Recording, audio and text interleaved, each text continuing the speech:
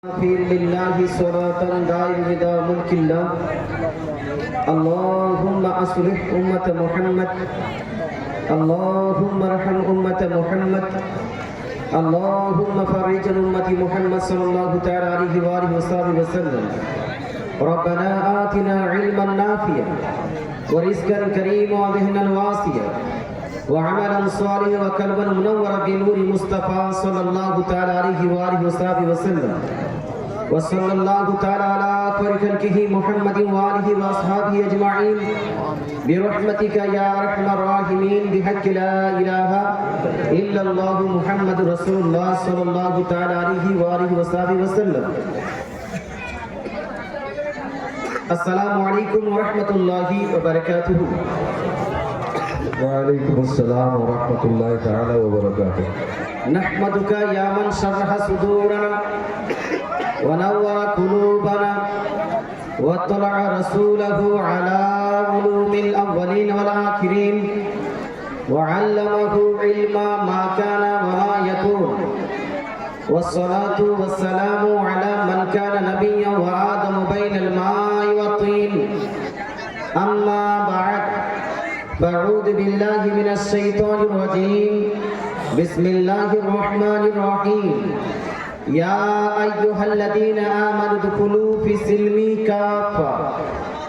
وقال النبي صلى الله تعالى عليه وآله وسلم بني الإسلام على خمس: شهادة أن لا إله إلا الله وأن محمدا رسول الله وإقام الصلاة وإيتاء الزكاة والحج وصوم رمضان. وقال رسول الله صلى الله تعالى عليه وآله وسلم لا يؤمن أحدكم حتى يحب لأخيه ما يحب لنفسه. صدق الله العظيم وصدق رسوله النبي الأمين المتين الكريم. ونحن على ذلك من الشاهدين والشاكرين والذاكرين والحمد لله رب العالمين. সমস্ত প্রশংসা, হামদ, সানা, তারিফ একমাত্র মহান প্রতিপালকের দরবারে নিবেদিত, যিনি এক, অদ্বিতীয়, যিনি অক্ষয়, অব্যয়, যিনি নিরাকার, যিনি নিরাকার, নিরাকার, নিরাকার, যিনি আপনাকে আমাকে গোটা কায়নাতকে সৃষ্টি করেছেন এবং স্পেশালি আমাদেরকে দয়ার নবী, মায়ার নবী, আকাই নামদার, মদিনী তাজদার, আহমদী মুখতার জনাবে রাসূলুল্লাহ সাল্লাল্লাহু তাআলা আলাইহি ওয়াসাল্লামের উম্মতি হয়ে জীবন অতিবাহিত করার শক্তি প্রদান করেছেন এবং আজকের এই পবিত্র মঞ্চে, পবিত্র মেহফিলে আমাদেরকে একত্রিত হওয়ার, পার্টিসিপেট করার, ইসলামিক আলোচনা শ্রবণ করে নিজের ইসলামিক নলেজকে ইনক্রিজ করার তৌফিক দান করেছেন। তাই আসুন সেই মহান প্রতিপালকের দরবারে শুকরিয়া জ্ঞাপন করি। পরের সবাই উচ্চ সুরে আলহামদুলিল্লাহ। একটু আর জোরদার করুন আলহামদুলিল্লাহ। আলহামদুলিল্লাহ। সম্মানিত শ্রোতা, সময় অনেক হয়ে গেছে, আমি বেশিক্ষণ আলোচনা হয়তো করব না, 100 ঘন্টা আলোচনা হবে। এই 1 ঘন্টার মধ্যে আলোচনা করব কি?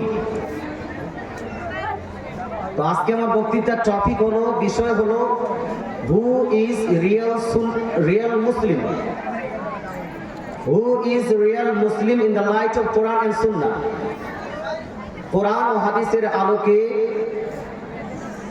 সঠিক এবং আসল মুসলিমকে, মুসলমানকে। তবে এই বিষয় নিয়ে আলোচনা করার আগে আমরা যেহেতু সুন্নি মুসলমান, দরুদ সালাম না পড়লে আমাদের ভালো লাগে? লাগে না, লাগে না। এই জন্য একবার আমরা সবাই মিলে আমাদের দেশে প্রচলিত দরুদে আউলিয়া, যেটা আমরা সুর করে পড়ি, এই দরুদ শরীফটি পাঠ করব। এটা দরুদে আউলিয়া এই জন্য কারণ হিন্দুস্তানের বুকে বাংলা ভাষাভাষী এলাকায় যখন আউলিয়া কেরাম ইসলাম প্রচার করতে এসেছিলেন, ইসলাম প্রচার করেছেন, সেই সময় তারাই এই দরুদটা চালু করে গেছেন। সম্মানিত শ্রোতা, একবার আমরা দরুদ শরীফ পাঠ করব। কারণটা কি? কারণ হলো দরুদ শরীফের বহু ফজিলত আছে। আমি প্রত্যেক স্টেজে একটা দুইটা করে অবশ্যই এই দরুদ শরীফের ফজিলত সংক্রান্ত হাদিস পড়ি।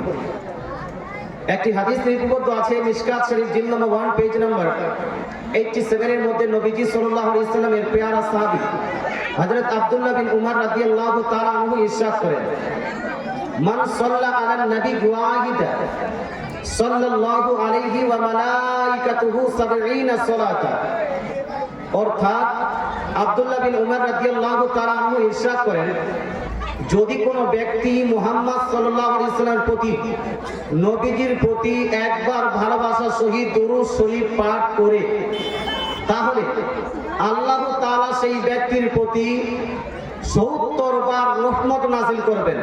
সুবহানাল্লাহ। এবং আল্লাহর ফেরেশতারা সেই ব্যক্তির জন্য 70 বার দোয়ায়ে মাগফিরাত করবেন। জোরে বলেন সুবহানাল্লাহ। দোয়ায়ে মাগফিরাত অথবা দোয়ায়ে রহমত করবেন। তো একবার দরুদ শরীফ পড়লে লাভ হলো না ক্ষতি হলো ভাই? আর 10 বার পড়লে লাভ না ক্ষতি? 100 বার পড়লে, 1000 বার পড়লে কোনো বারই কি ক্ষতি হবে? এটা আপনারা বুঝতে পারছেন। কিন্তু কিছু পাগল ছাগল মৌলবি বার হয়েছে, এরা বলছে বেশি বেশি দরুদ করে লাভ কি? কম কম করে পড়ো। তার মানে এর কথা মোতাবেক কম পড়লে লাভ, বেশি পড়লে লাভ নাই। মুসলমান এই বিষয় নিয়ে ইনশাআল্লাহ অন্যদিন আলোচনা করব। তবে যেহেতু দরুদ শরীফ পড়লে লাভ, একটা আর সহিহ হাদিস বলে দিই। হাদিসটি লিপিবদ্ধ আছে সহিহ মুসলিম শরীফ জিলদ নম্বর 1 হাদিস নাম্বার 875 এর মধ্যে। নবীজি নিজেই ইরশাদ করেন, মান সাল্লা আলাইকা ওয়াহিদা সাল্লাল্লাহু আলাইহি সাল্লামা সাল্লাল্লাহু আলাইহি আসরা। নবীজি বলছেন, কোন ব্যক্তি যদি আমার প্রতি একবার দরুদ শরীফ পাঠ করে, তাহলে আল্লাহ তাআলা সেই ব্যক্তির প্রতি 10 বার রহমত নাযিল করবেন। জোরে বলেন সুবহানাল্লাহ। সুবহানাল্লাহ। তাই একবার দরুদ শরীফ পড়ি। আল্লাহুম্মা সাল্লি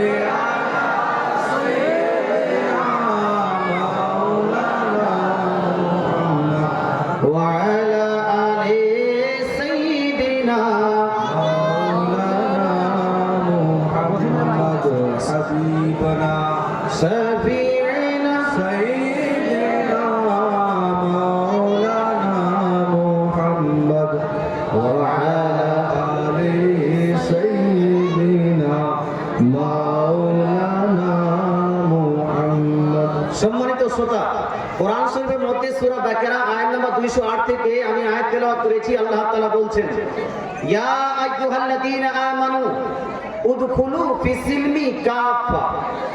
আল্লাহ বলছেন, হে মুমিন বান্দারা, হে ঈমানদারগণ, হে আমার ঈমানদার বান্দাগণ, উদখুলু ফিস-সিলমি কাফা, তোমরা ইসলামের মধ্যে পরিপূর্ণভাবে প্রবেশ করে যাও। অর্থাৎ আল্লাহ তাআলা বলছেন, বান্দা তুমি ইসলামের মধ্যে সম্পূর্ণভাবে প্রবেশ করো, খাঁটি মুসলমান হয়ে যাও। কথা বুঝতে পারছেন? শুধু ঈমান আনলে হবে না, বা ঈমান আনার পরে ইসলামের উপর পরিপূর্ণভাবে আমাদেরকে আমল করতে হবে। মুসলমান আমরা হলাম মুসলমান। আমরা জানি যতগুলো জিনিস আমরা দেখছি, যতগুলো জিনিস পৃথিবীতে আছে, যতগুলো জিনিস কিয়ামতে পাবো, সমস্ত জিনিসের সৃষ্টিকর্তা কে? এজন্য কে? আল্লাহ। আল্লাহ ব্যতিরিকে, আল্লাহ ব্যতীত অন্য কাউকে সৃষ্টিকর্তা মান্য করা, স্রষ্টা মান্য করা হলো শিরক। এই কাজটা করা যাবে না। গোটা পৃথিবীতে যাহা কিছু আছে সমস্ত জিনিস সৃষ্টি করেছেন কে? আল্লাহ। সম্মানিত শ্রোতা, এবার আপনাকে আমি একটা কথা জিজ্ঞেস করতে চাই। পৃথিবীর মধ্যে আল্লাহ তাআলা সব সৃষ্টি করলেন, গোটা পৃথিবীকে সৃষ্টি করলেন। তবে বলুন তো ভাই, এই পৃথিবীর মধ্যে সবথেকে উত্তম জায়গা কোনটা? এই পৃথিবীর মধ্যে সবথেকে আল্লাহ তাআলার কাছে সবথেকে প্রিয় জায়গা কোনটা ভাই? উত্তম জায়গা কোনটা? মসজিদ। জোরে বলুন, বলছেন তো? মসজিদ। সবথেকে উত্তম জায়গা হলো আল্লাহ তাআলা রাসূল ইরশাদ করেন সহিহ মুসলিম শরীফ জিলদ নম্বর 1 হাদিস নাম্বার 1560। নবীজি বলছেন, আহাবুল বিলাদ ইলাল্লাহি মাসাজিদুহা। এই পৃথিবীর মধ্যে সবথেকে উত্তম জায়গা, আল্লাহ তাআলার কাছে সবথেকে প্রিয় জায়গা, আল্লাহ তাআলার কাছে সবথেকে পছন্দের জায়গা হলো পৃথিবীর মসজিদ সমূহ, জোরে বলে সুবহানাল্লাহ। সুবহানাল্লাহ। কোন জায়গা ভাই? পৃথিবীর মসজিদ সমূহ আল্লাহ তাআলা সব থেকে প্রিয় জায়গা। আচ্ছা, আল্লাহ তাআলা সব থেকে প্রিয় জায়গা যদি পৃথিবীর মসজিদ সমূহ হয়, তাহলে এই মসজিদে আমাদের বেশি যাওয়া উচিত না কম?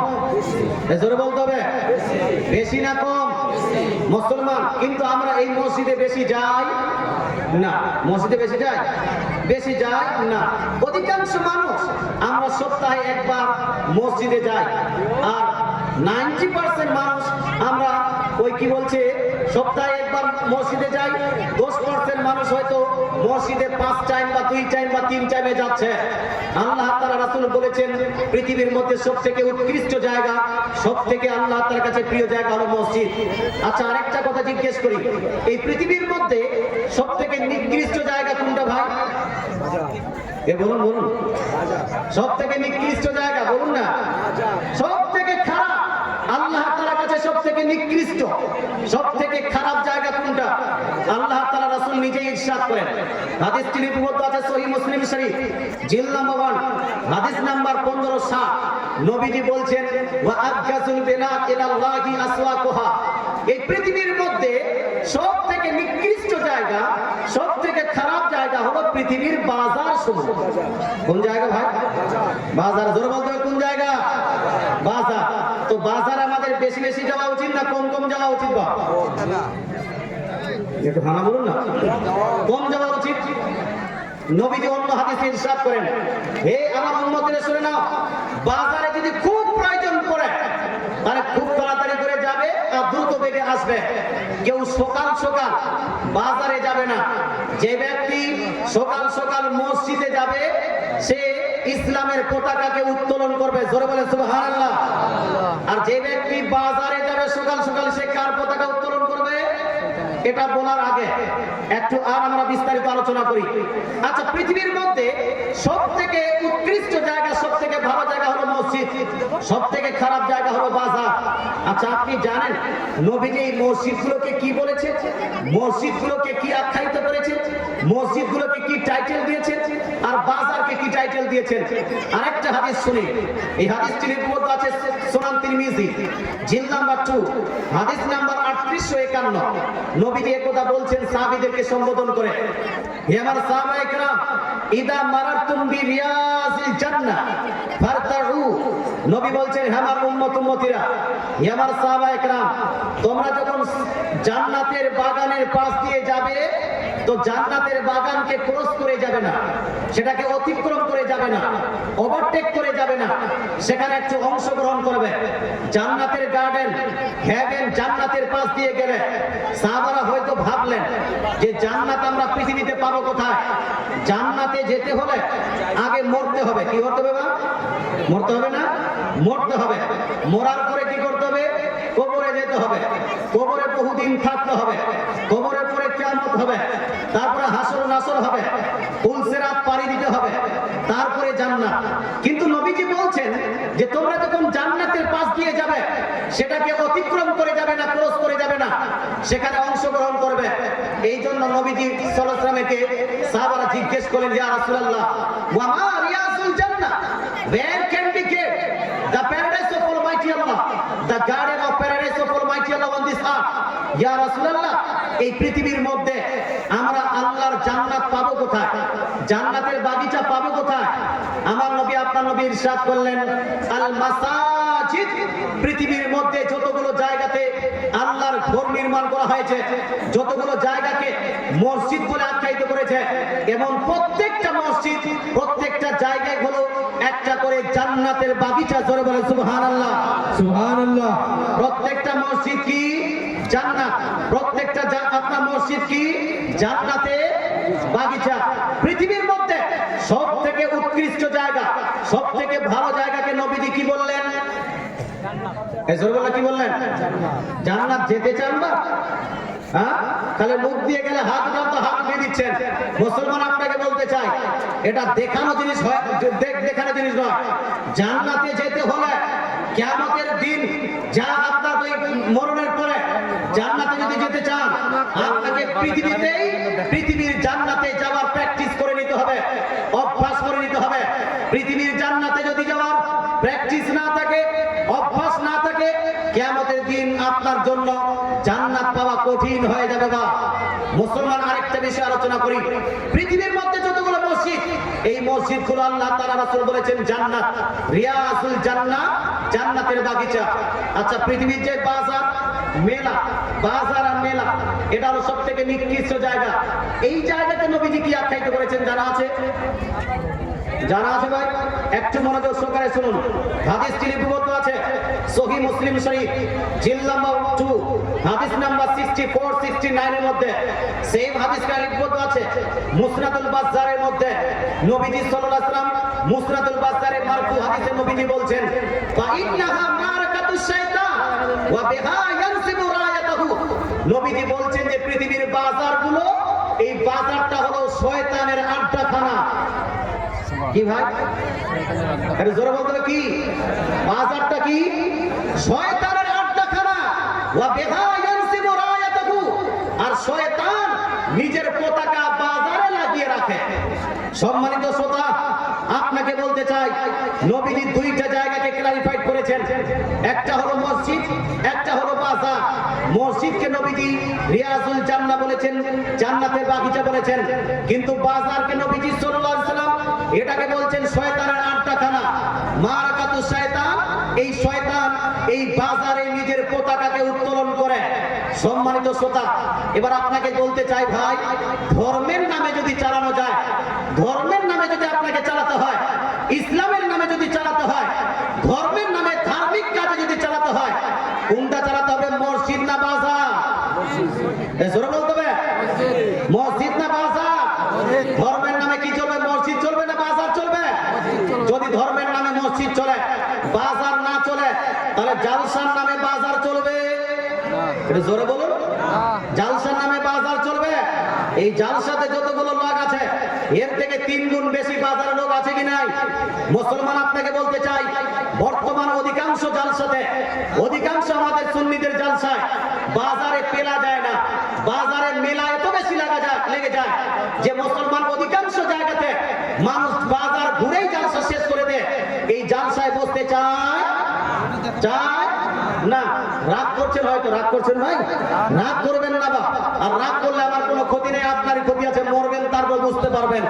সম্মানিত শ্রোতা, বলার উদ্দেশ্য হলো যে জালসার নামে, জালসাটা ধার্মিক কাজ হয় কিনা ভাই? ইসলামিক কাজ না? তো ইসলামিক কাজ হলো জালসা। এই জালসাকেও নবীজি রিয়াজুল জান্নাহ বলে আখ্যায়িত করেছেন। সুনান তিরমিজি জিল নাম্বার 2 হাদিস নাম্বার 3852 এর মধ্যে। জালসা চলবে, তবে বাজার চালানো যাবে? জোরে বলতে হবে, যাবে? যারা বলছেন যাবে না, তারা হাত তুলে বলুন তো, ইয়া রাসূলুল্লাহ, শয়তানের আড্ডাখানা চালাবো? জোরে বলুন না, শয়তানের আড্ডাখানা চালাবো? শয়তানের পতাকা লাগাবো? বাজার লাগানোর মানে হলো শয়তানের আড্ডাখানা চালিয়ে দেওয়া। বাজার লাগানোর মানে হলো শয়তানের পতাকা আপনি উত্তোলন করেছেন। মুসলমান, তাহলে জালসা করবেন, কমিটিকেও বলবো জালসা করবেন, কোনো সমস্যা নাই, জালসাতে নেকি পাবেন। তবে অধিকাংশ জালসাতে বর্তমান কমিটি জালসা করে গুনাহ করে, জালসা করে জাহান্নামে যায়। দুইটা কারণে, এক, বক্তার সিলেকশন ঠিক নাই, 2 নাম্বার জালসার নিয়ম ঠিক নাই। এক হলো বক্তার সিলেকশন ঠিক নাই, 2 নাম্বার হলো জালসার নিয়ম ঠিক নাই। বক্তা যদি আপনি শুধু সুর দেখেছেন, বক্তা যদি শুধু আপনি নাম দেখেছেন, বক্তা শুধু দেখেছেন আপনি ইউটিউবে চলে কিনা, বক্তা শুধু দেখেছেন যে ইউটিউবের মধ্যে ভাইরাল হয়েছে কিনা, বক্তা শুধু দেখেছেন মানুষের মন জয় করতে পারবে কিনা, বক্তা দেখেছেন গজল আছে কিনা, বক্তার দেখেছেন যে বক্তা কুদাকুদি করে কিনা, বক্তার নলেজকে দেখলেন না, বক্তার জ্ঞানকে দেখলেন না, বক্তার আদবকে দেখলেন না, বক্তার পারেশকারীকে দেখলেন না, বক্তার তাকওয়াকে দেখলেন না, বক্তার ইলম ও হিলমকে দেখলেন না। যদি এইরকম না দেখে শুধু সুর পাগলা হয়, আপনি ওই বক্তাকে দাওয়াত দিয়ে জালসার স্টেজে রাখেন, আর জালসার স্টেজে এসে কোনো উল্টাপাল্টা মন্তব্য করে, মুসলমান কখনো কখনো ইমাম হাসান এবং হুসাইনের মধ্যে লড়াই লাগিয়ে দেয় বক্তা, কখনো কখনো হযরত ফাতেমা এবং আয়েশা সিদ্দিকার মধ্যে ঈর্ষা লাগিয়ে দেয় বক্তা। বহু বক্তা আছে যারা শরীয়তের বিরোধী কথা বলে চলে যায়, এই সম্পূর্ণ দোষ কমিটির হবে। সম্পূর্ণ দোষ কার হবে? কমিটির হবে। কমিটি আপনাকে বলতে চাই, জালসা করুন ভালো, তবে বক্তা সিলেকশন হবে কার দ্বারা? সাধারণ ব্যক্তি না, ওলামায়ে কেরাম। এজন্য বলুন না,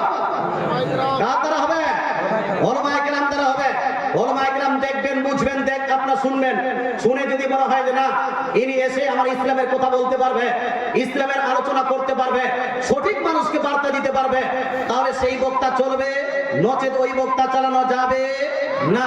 পশ্চিম বাংলার দুঃখজনক বিষয় হলো এখানে যেই বক্তাদের বক্তৃতা শোনা হারাম, যেই বক্তার বক্তৃতা শোনা হারাম, সেই বক্তারা 30,000, 40,000, 50,000 টাকা নিয়ে পালিয়ে যায়। এইরকম জালসাতে চাঁদা দেওয়াও হারাম আছে, এইরকম জালসা শোনাও হারাম, এই জালসা করাও হারাম। ওরা বুঝতে পারছেন না? অধিকাংশ জালসা এরকম হয়। মুসলমান কোথায় ঘুমিয়ে আছেন? একটু জাগ্রত হন। মরার আগে সুধরে না গেলে মরার পরে ফেরেশতারা আপনাকে সুধরিয়ে দিবে, মেরে মেরে সুধরিয়ে দিবে। তখন বাপ বললেও আপনি সুযোগ পাবেন না শুধরানোর। তখন যদি বলেন আল্লাহ আমাকে সুযোগ দাও, there is no chance for you after your death, আপনার ইন্তেকালের পরে আপনার কোনো সুযোগ থাকবে? এজন্য থাকবে?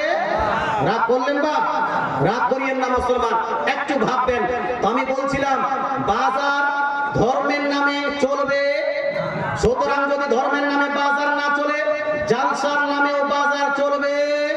জালসা করতে হবে, বাজার বন্ধ রাখতে হবে। জালসা করতে হবে, ওই জালসার হিন্দিতে লিখে দিতে হবে বর্জনীয় দোকান, বর্জনীয়। দু একটা দোকান যেটা আছে আগে থেকে লাগা, ব্যাপারটা আলাদা। এখানে মেয়েদের যেটা হাড়াহাড়ি হবে, মেয়েদের ঠেলাঠেলি হবে, শালিকে নিয়ে কোনোদিন ঘোরার সুযোগ পায়নি সেই লোকগুলো শালিকে নিয়ে টানাটানি করবে। ফুফুর বেটি বোন, মাসির বেটি বোন, খালার বেটি বোনকে নিয়ে টানাটানি করবে। এই কাজ করতে দেওয়া যাবে যাবে না। আল্লাহ তাআলা আপনাদের বুঝার তৌফিক দান করুন, আমল করার তৌফিক দান করুন। বলেন আমিন। জোরে বলেন আমিন। মুসলমান ধর্মের নামে বাজার যদি না চলে, বলুন তো ভাই মুহররমের নামে বাজার চলবে? মুহররমটা এটা কি শরীয়তি কাজ, ধর্মিক কাজ না অধর্ম কাজ? অধর্ম। এই মুহররম পালন করা, মুহররমের সঙ্গে ইসলামের সম্পর্ক আছে কি নাই? আছে না? তো মুহররমটা পালন করি কার জন্য? ইসলামের জন্যই তো, ইমাম হোসেন রাদিয়াল্লাহু তাআলা আনহুর জন্যই তো। তো মুহররমটা ইসলামিক কাজ না ইসলামিক কাজ? বুঝতে পারো না, ইসলামিক কাজ না? যদি মুহররমটা ইসলামিক কাজ হয়, ইসলামিক কাজটা কি করব? বাজারের মাধ্যমে করব? আপনাদের এলাকায় হয় কিনা জানি না, এখানে জ্ঞানী গুণী মানুষ আছে, ভালো ভালো মানুষ আছে, শিক্ষিত মানুষ আছে আমাদের এলাকায়। আর অন্যান্য এলাকায় দেখা যায় মালদায় কিছু জায়গাতে মুহররমের 7 তারিখে বাজার, মুহররমের 8 তারিখে বাজার, মুহররমের 9 তারিখে বাজার, মুহররমের 10 তারিখে বাজার। বিভিন্ন জায়গায় কারবালা, সেই কারবালাতে রমরমা বাজার চলছে। ওই বাজারে বহু ছেলে হাফ প্যান্ট পরে, মদ পান করে লাঠি ডান্ডা নিয়ে ওই ঢোল বাজাতে বাজাতে কুদতে কুদতে সেই বাজারে যায়, সেখানে লাঠি খেলার প্রদর্শন করে, আর মেয়েদের নিয়ে আড্ডা করে। সম্মানিত শ্রোতা, কেউ তাজিয়া বানায়, কেউ মুরসিয়া করছে, কেউ মুহররমের ঘোড়া বানিয়েছে, ইত্যাদি নিয়ে ওই বাজারে পৌঁছে গেল। ওই বাজারে মস্তি করে এরা যেন হুসেন মাননেওয়ালা, ইয়া হুসেন নারা লাগিয়ে বাজার থেকে চলে আসলো। সম্মানিত শ্রোতা, মুহররম যদি পালন করতে হয়, মুহররম কি বাজার দিয়ে পালন করা যাবে? জোরে বলতে হবে। এদিকে বাজার হয় না? না, মুহররমের মেলা লাগে কি লাগে না? লাগে না? মুহররমের জন্য কারবালাও তৈরি করেছে, কারবালা ইমামবাড়াও তৈরি করেছে। সম্মানিত শ্রোতা, শর্টকাট বক্তৃতা করে চলে যাই, ইনশাআল্লাহ অন্য দিনে আসবো, বিস্তারিত দলিল নিয়ে আলোচনা করব। আপনাকে বলতে চাই, মুহররমের নামে কোন মেলা বা বাজার চলবে? যারা যারা বলছেন চলবে না হাত তুলে বলুন ইয়া রাসূলুল্লাহ। মুহররমের নামে কোন রকম মেলা চলবে না। আর কি চলবে না? মুহররমের জন্য তাজিয়া তৈরি করা যাবে ভাই। তাজিয়া প্রচলিত, যে তাজিয়া প্রচলিত তাজিয়া যেটা মালদা, মুর্শিদাবাদ, আমাদের দক্ষিণ দিনাজপুর, উত্তর দিনাজপুর হচ্ছে, এই তাজিয়াগুলো 99.99% সমস্ত নাজায়েজ এবং গুনাহের কাজ। এতে সম্পদকে নষ্ট করা হচ্ছে, ফুজুল খরচি করা হচ্ছে, ইসলামকে নিয়ে ঠাট্টা করা হচ্ছে। মুহররমের নামে কোন প্রকার যেটা প্রচলিত তাজিয়া, এই তাজিয়াকে সাপোর্ট করা যাবে না। মুহররমের নামে ঘোড়া দুই রকম আছে, একটা ওই লাঠির ঘোড়া বা কাঠের ঘোড়া বা প্লাস্টিকের ঘোড়া, বড় বড় ঘোড়া বানাচ্ছে, কেউ আবার ছোট ছোট ঘোড়া বানাচ্ছে। ছোট ছোট ঘোড়া ইমামবাড়া রাখে, ইমামতোলা রাখে, খান রাখে। ওই ইমামতোলা বা খান বা পীরতোলা, পীরতোলাতে গিয়ে মেয়েরা ঘোড়া চাপিয়ে চাপিয়ে দেয়, মাটির ঘোড়া এদিকে আছে না? মাটির ঘোড়া কেউ মান্যত করে নিয়েছে, আল্লাহ বাচ্চা যদি সুস্থ হয়ে যায় 2টা ঘোড়া চাপিয়ে দিব, আল্লাহ মেয়ে যদি ভালো হয়ে যায় 4টা ঘোড়া চাপিয়ে দিব, আল্লাহ যদি আমার ফালা কাজটা হয়ে যায় 6টা মুহররমের নামে আপনার হোসেনের নামে 2টা ঘোড়া চাপিয়ে দিব। এইরকম মান্যতকারী শরীয়তের দৃষ্টিকোণ থেকে কি ওটা বলছি। তবে বলতে চাই মুসলমান যে এই যে মান্যত করছে ঘোড়া, আপনাকে বলতে চাই এই ঘোড়াগুলো মূর্তি হয় কিনা বা ঘোড়াগুলো মূর্তি না? ঘোড়াগুলো হলো মূর্তি। ইসলামের সঙ্গে মূর্তির কোন সম্পর্ক থাকতে পারে? এই পারে? জানদারের আপনার ঘোড়া তো দূরের কথা, মূর্তি তো দূরের কথা। সহিহ বুখারী শরীফ জিল নাম্বার 2 পেজ নাম্বার 880 এর মধ্যে নবীজি ইরশাদ করেছেন, লা তাদখুলুল মালাইকাতু বাইতান ফীহি কালবুন ওয়ালা তাসাবির। দয়ার নবী মানবী ইরশাদ করেন, সেই ঘরে রহমতের ফেরেশতারা প্রবেশই করে না যেই ঘরে জানদারের ছবি অথবা কুকুর থাকে। ছবি যদি থাকে রহমতের ফেরেশতারা যদি প্রবেশ না করে, মূর্তি থাকলে রহমতের ফেরেশতারা আসবে ভাই? আসবে? ইসলামের সঙ্গে মূর্তির কোন সম্পর্ক থাকতে পারে না। তবে আমি এটা বলছি না যে মন্দিরে গিয়ে মূর্তি ভাঙতে হবে, আপনাকে ওই দুর্গা পূজার মূর্তি ভাঙতে হবে, এই কথা আমি বলছি না। এই কথা ইসলাম আমাকে শিক্ষা দিচ্ছে না। তারা কি করছে করুক গা। তবে মুসলমান যদি কোনো মূর্তি বানায় আর থানে চাপায় এই মূর্তি, এই ঘোড়াগুলো যত ভাঙবেন তত নেকি পাবেন। সুবহানাল্লাহ, সুবহানাল্লাহ। এই ঘোড়া যত ভাঙবেন তত নেকি পাবেন। সরে বলুন, তত নেকি পাবেন। কারণ এই ঘোড়া ইসলামে চলবে না। মুসলমান আপনাকে বলতে চাই, তাহলে মুহররমের নামে কি করা যাবে না? মেলা লাগানো যাবে না। মুহররমের নামে তাজিয়া করা যাবে না। মুহররমের নামে মূর্তি চোরা অর্থাৎ ঘোড়া চোরা যাবে না। মুহররমের নামে বড় ঘোড়া বানানো যাবে না। মুহররমের নামে কারবালা তৈরি করা যাবে ভাই? এই কারবালা তৈরি করা যাবে? আপনাকে বলতে চাই, ইরাকের সরজমিনে যে কারবালা আছে, যেখানে ইমাম হোসেন রাদিয়াল্লাহু তাআলা আনহু সহ বিভিন্ন আহলে বাইতে আতহার রাদিয়াল্লাহু তাআলা আনহুকে শহীদ করেছিলেন, ওই কারবালা যে সংগঠিত হয়েছিল, ওই কারবালা যে ঘটনাটা হয়েছিল, এতে কি আপনি আনন্দ পেয়েছেন? একটু ভালো বলুন। আনন্দ? নাচতে ইচ্ছা করে, ঢোল বাজানো ইচ্ছা করে। মুসলমান যদি ওই কারবালার আপনার কাছে ইয়েজিদি বাহিনীর কাছে আপনি আনন্দ না পান, ওই কারবালাতে আপনার যদি আনন্দ না হয়, ওই কারবালাতে আনন্দ না হলে আরেকটা কারবালা তৈরি হলো কি করে? আপনার হেমদাবাদে কারবালা আসবে কোত্থেকে? আপনার ওই কি বলছে সমস্তপুরে কারবালা আসলো কোত্থেকে? সম্মানিত মুসলিম সমাজ, মুসলমানদের আজ থেকে প্রায় 1400 বছর পূর্বে যেই কারবালার ঘটনা আপনার সংঘটিত হয়েছে, সেই কারবালার দুঃখটা আজও আমরা ভুলতে পারিনি। তাহলে মুসলমানদের জন্য পৃথিবীর বুকে দ্বিতীয় কোন কারবালা হতে পারে?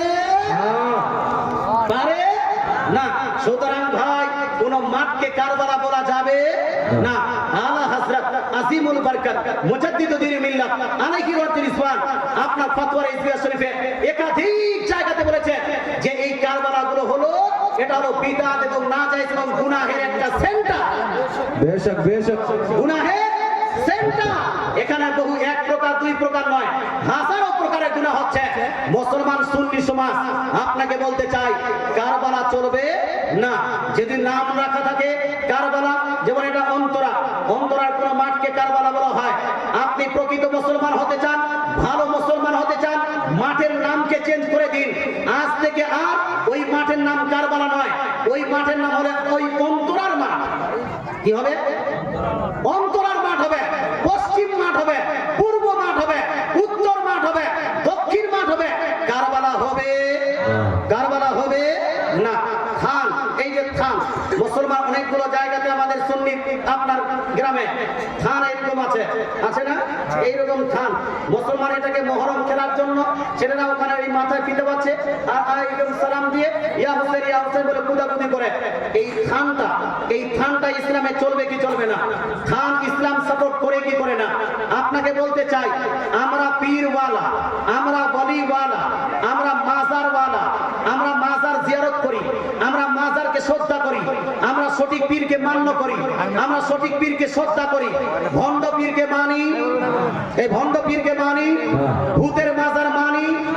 ভূতের মাজার বুঝেন? ভূত মানে হলো শয়তান। ভূত মানে কি? শয়তান। শয়তান। ভূতের মাজার মানি না, অর্থাৎ শয়তানি মাজার আমরা মানি না। খান ইসলামে কোনো জায়গা রাখে না, ইমামবাড়া ইসলামে কোনো জায়গা রাখে না। ধর্মের নামে, মহরমের নামে মহরম যদি পালন করতে হয়, ইমামবাড়া চলবে না ভাই। ইমামবাড়া, আপনার এলাকায় ইমামবাড়া আছে? এই আছে, থান আছে, দরগা আছে, থান আছে, দরগা আছে।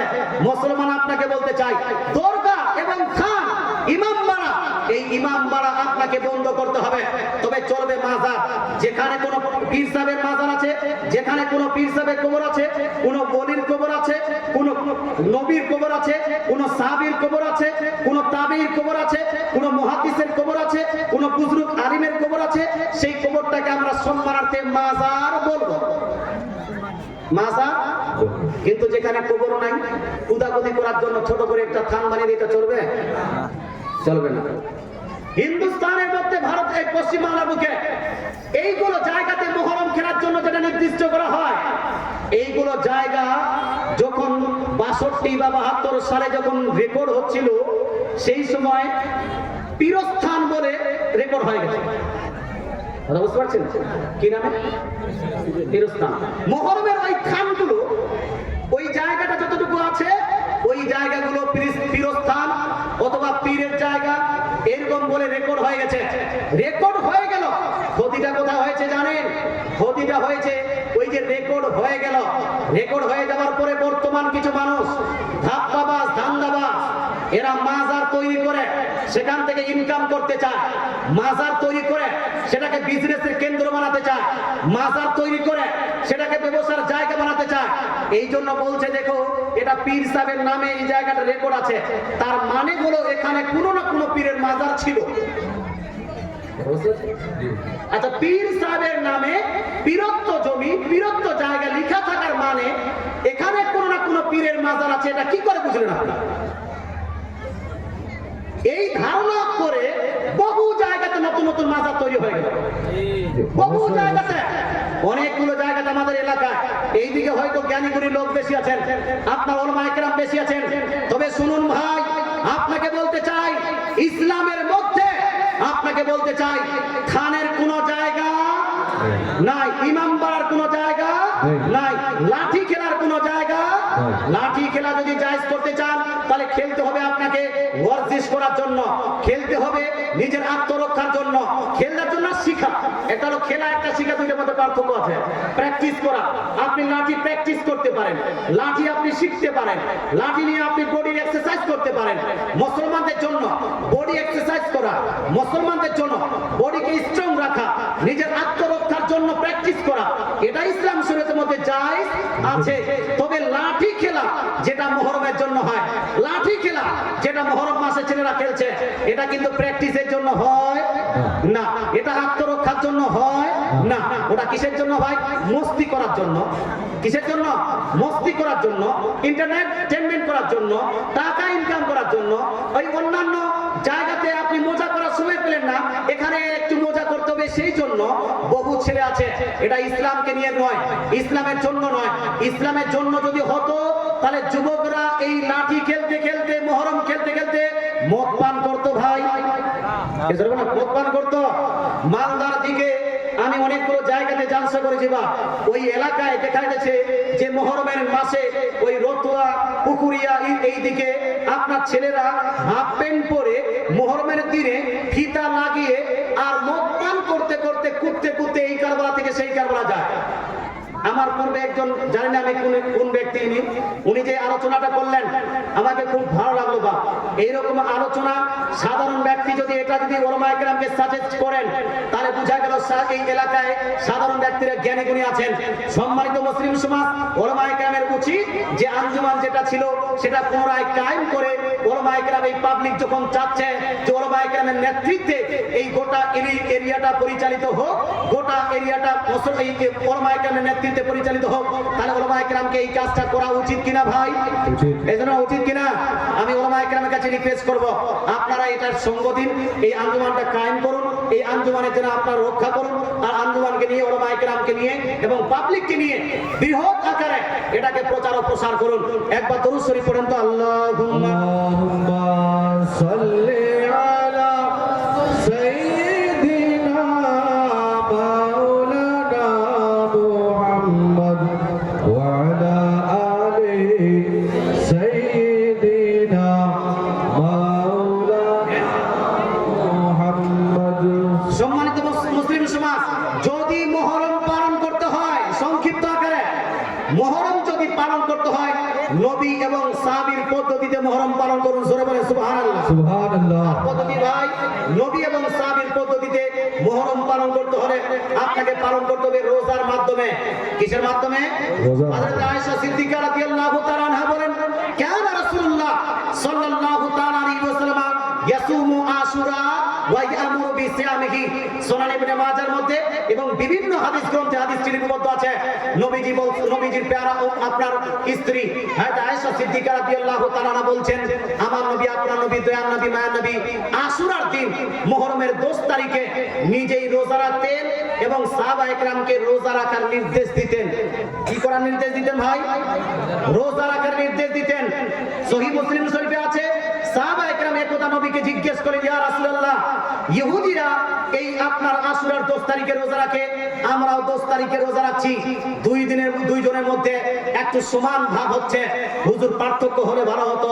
নবীজি বললেন, ঠিক আছে, আগামী বছর থেকে তোমরা 9 তারিখেও রোজা রাখবে। অর্থাৎ মুহররমের 10 তারিখ, মুহররমের 9 তারিখ, এই 2 তারিখে আপনি রোজা রাখবেন। আর কি করবেন ভাই? মুহররমের এই দিনগুলোতে বেশি বেশি করে নফল নামাজ আদায় করবেন, কোরআন তেলাওয়াত বেশি করে করবেন, তাসবিহ তাহলিল বেশি করে করবেন।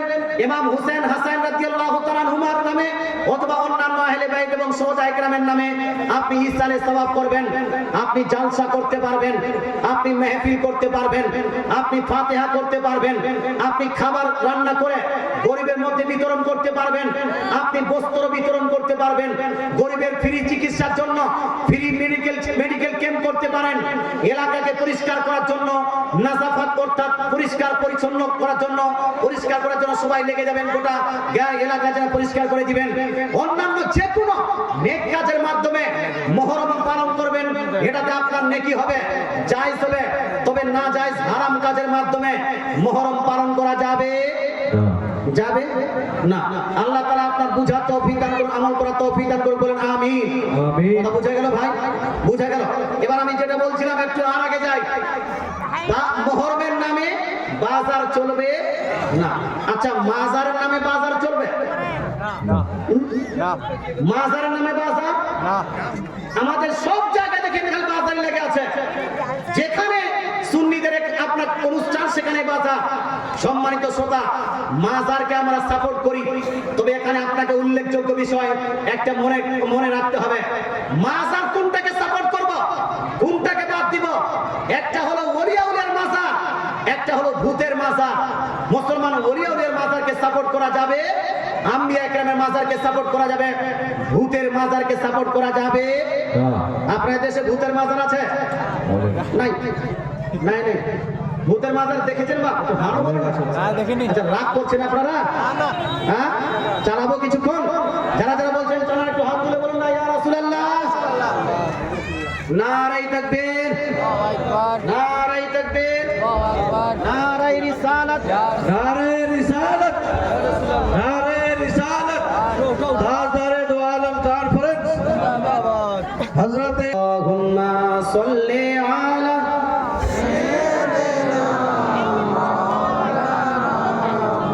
মুহাম্মাদ ওয়া আলা আলি সাইয়্যিদিনা মাওলানা মুহাম্মদ সাল্লাল্লাহু তাআলা আলাইহি ওয়া সাল্লাম। যেহেতু আমাদের আজকের এই আপনার জালসা প্রধান অতিথি উপস্থিত হয়ে গেছেন, এই জন্য বেশিক্ষণ আলোচনা নয়, 5-10 মিনিট আমি একটি বিষয় নিয়ে আলোচনা করব। যে বিষয়টি আমার এখানে আমার পূর্বে যে এই গ্রামের একজন ব্যক্তি খুব দুঃখের সহিত এটা আলোচনা করলেন। সেই বিষয়ে দু চারটা হাদিস আমি আলোচনা করছি, অতঃপর কয়েকটা প্রশ্ন উত্তর করে আমার বক্তৃতা শেষ করব। সম্মানিত শ্রোতা, আমাদের মুসলমান সমাজে এই যুবক বৃন্দদের মধ্যে বহু যুবক আজকে সারা মদ পানের সঙ্গে সম্পৃক্ত হয়ে যাচ্ছে। আছে কি নাই ভাই? মদ পান, শরাব পান, এটা অনেক যুবক আছে। এখানেও হয়তো আছে অনেকগুলো যুবক আছে বিয়ে বাড়ির সময়, নিজের বিয়ে বাড়ির সময়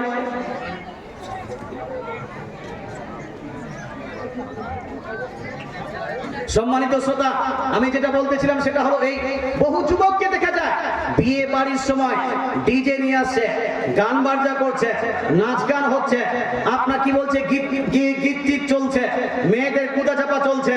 মুসলমান একটা হিন্দুদের মতো গলি মাখামাখি বিয়ে বাড়িতে করে। সম্মানিত শ্রোতা, এই বিয়েটাকে আরো রোমান্টিক করার জন্য, এনজয়েবল করার জন্য এই দুলহা মিয়া নিজের বন্ধু বান্ধবকে মদ পান পর্যন্ত করায়, শরাবের টাকা পর্যন্ত দেয় যে বন্ধু আমার বিয়ে বাড়িতে শরাব পান করো, মস্তি করো। অনেকগুলো ছেলেকে দেখা যায় বিয়ের আগে কলেজ, ইউনিভার্সিটি ইত্যাদিতে যায়, গার্লফ্রেন্ড তৈরি করে। একটা রাতে গার্লফ্রেন্ড কথা বলার জন্য আলাদা, দিনে আপনার পার্কিং করার জন্য গার্লফ্রেন্ড আলাদা, ডেটিং করার জন্য গার্লফ্রেন্ড আলাদা। মুসলমান Christmas day, Valentine's day, kiss day, rose day, hug day, friendship day, এই সমস্ত দিন, এই সমস্ত ডে গুলো এই এক মুসলমান যুবকই পালন করে। সম্মানিত শ্রোতা, কিন্তু এই যুবক যখন ছেকা খায় গার্লফ্রেন্ডের হাতে, তখন ধট করে চলে যায় ওই মদের আড্ডায় গিয়ে মদ পান করে ফেলে, তারপরে মদের একটা আসক্ত হয়ে যায়। সম্মানিত শ্রোতা, বলতে চাই বিভিন্ন এলাকায় মুসলমান ড্রাইভার গুলো থাকছে, রাত্রি যাপন করবে এই জন্য নাকি মদ পান করা লাগবে, এই জন্য অনেকগুলো ড্রাইভার ভাই আপনার রাত্রি যাপন করার সময় মদ পান করে।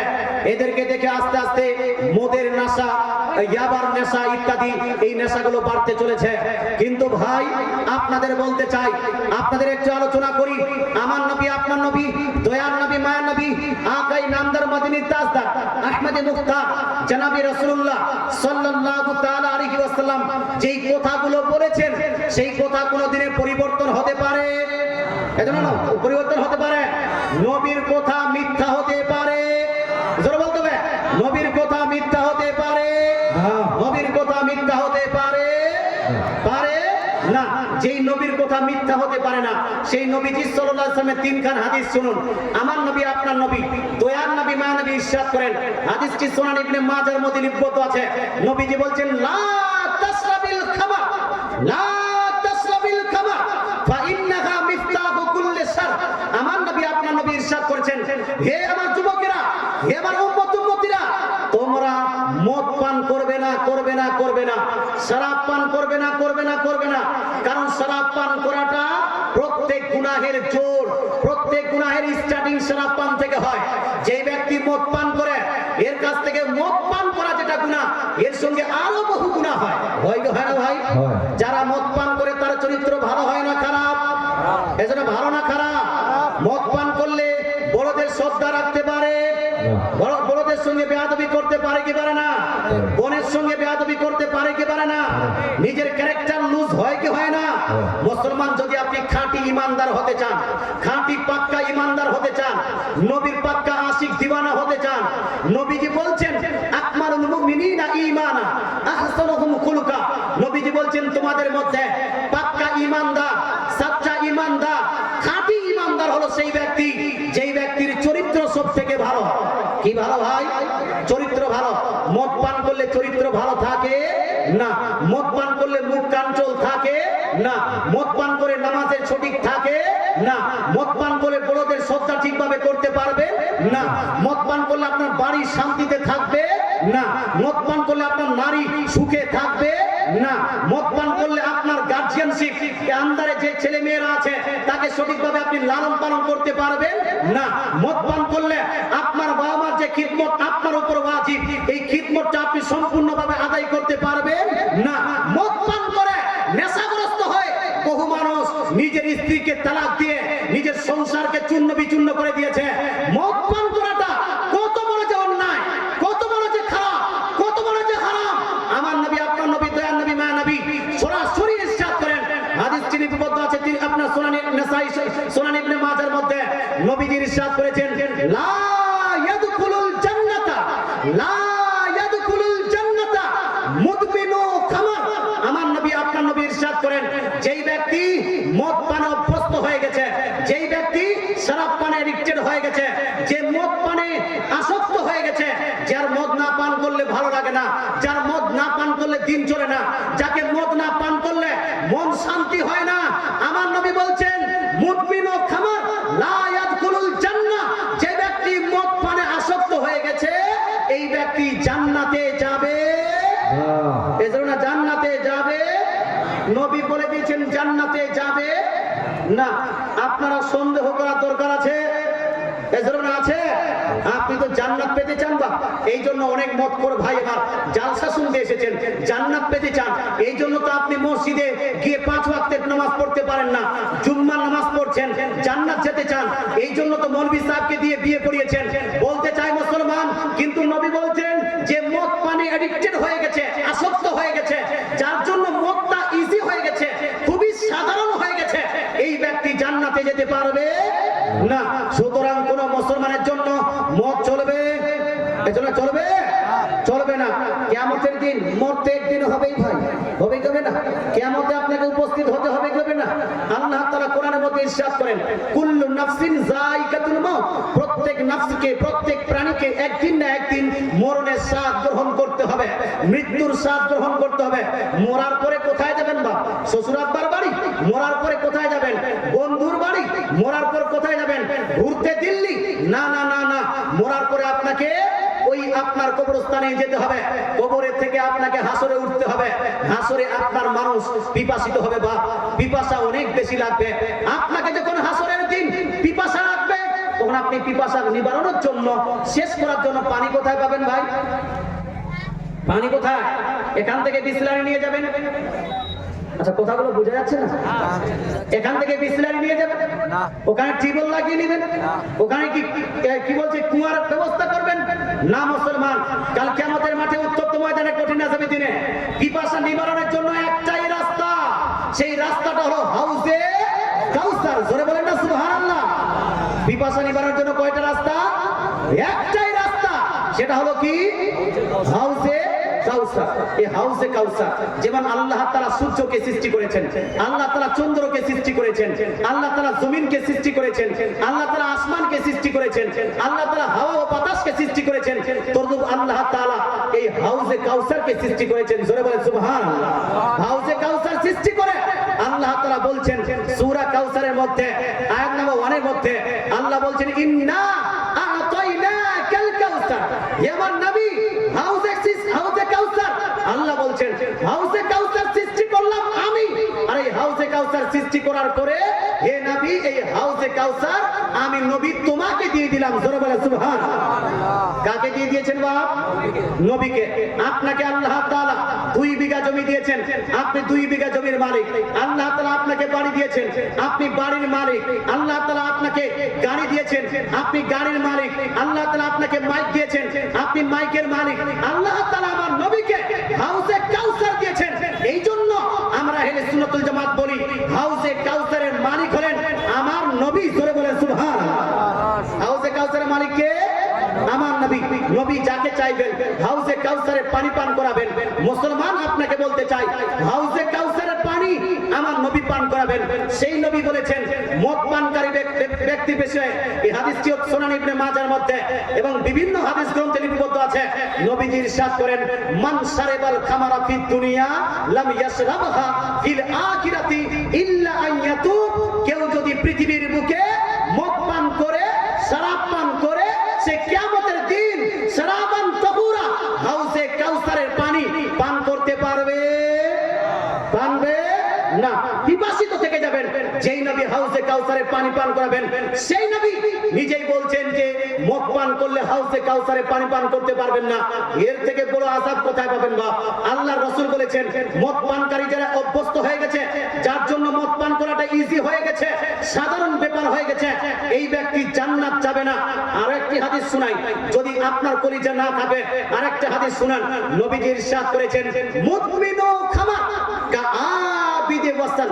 দয়ার নবী মানবী ইরশাদ করেন মূর্তি পূজা করা যতটা অন্যায়, মূর্তিপূর্ণ পূজা করা যাবে অন্যায়, তদ্রূপ মদের আসক্ত হয়ে যাওয়া, মদের এডিক্টেড হয়ে যাওয়া, মদের অভ্যস্ত হয়ে যাওয়া, এটাও অন্যায়।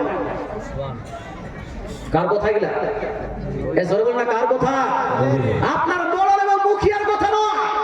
ধর্ম যদি সঠিকভাবে মানতে চান, if you want to be real Muslim, আপনি যদি রিয়েল মুসলিম হতে চান, you have to leave this drinking. আপনাকে এই ড্রিঙ্কিংটা, এই ওয়াইন ড্রিঙ্কিং, এই মদ পানটাকে ছাড়তেই হবে, ছাড়তেই হবে। আমার নবী বলছেন, কেউ যদি পৃথিবীতে মদ পান করে হাউজে কাউসারের পানি পান করতে পারবে না, ইল্লা আইয়াতু, তবে হ্যাঁ, পৃথিবীর বুকে কোন যুবক যদি এই পৃথিবীর বুকে তওবা করে নেয় সাচ্চা দিলে পাক্কা মনে, তাহলে সেই ব্যক্তির জন্য ফ্যাসিলিটি আলাদা হবে।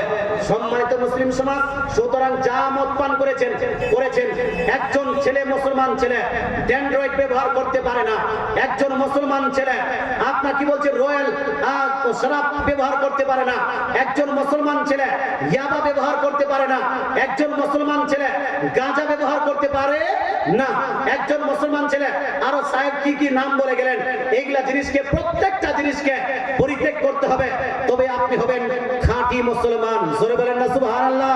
সুবহানাল্লাহ। আমরা নবীজির এই হাদিসের উপর আমল করব কি করব না ভাই? যারা আগে মদ পান করেছেন, আগামীতে মদ পান করব না এরকম প্রতিজ্ঞা করেছেন, প্রতিজ্ঞা করছেন, বা এখনো করেনি, আগেও করেনি, আর আগামীতেও করব না, পূর্বেও করেনি, আগামীতেও করব না, নবীজির হাদিসের উপর আমল করব, মুসলমান সাচ্চা দিলে পাক্কা দিলে, ওই সমস্ত ব্যক্তিদের বলছি, সবাই হাত তুলে একবার প্রতিজ্ঞা করে হাত তুলে নবীর নামে বলেন, ইয়া রাসূলুল্লাহ, ইয়া রাসূলুল্লাহ, সুবহানাল্লাহ। যারা হাত তুলেছেন, আগামীতে সম্পূর্ণ জিনিস যেন বন্ধ হয়। আল্লাহ তাআলা আপনাদের সবাইকে এই সমস্ত বিষয় থেকে আপনার বিরত থাকা তৌফিক দান করুন, বলেন আমিন। মদ পান করা চলবে না, মদ যারা পান করছে তার কড়াকড়ি বিচার করতে হবে। বা কথা বুঝতে পারছেন না? আপনার গ্রামে কড়াকড়ি ভাবে বিচার করতে হবে। আল্লাহ তাআলা আমাদের সবাইকে আমল করা তৌফিক দান করুন, বলেন আমিন। যারা বলেন আমিন, একবার দরুদ শরীফ পড়ি আর প্রশ্ন উত্তর সেশনটা চালু করে দিই। আল্লাহুম্মা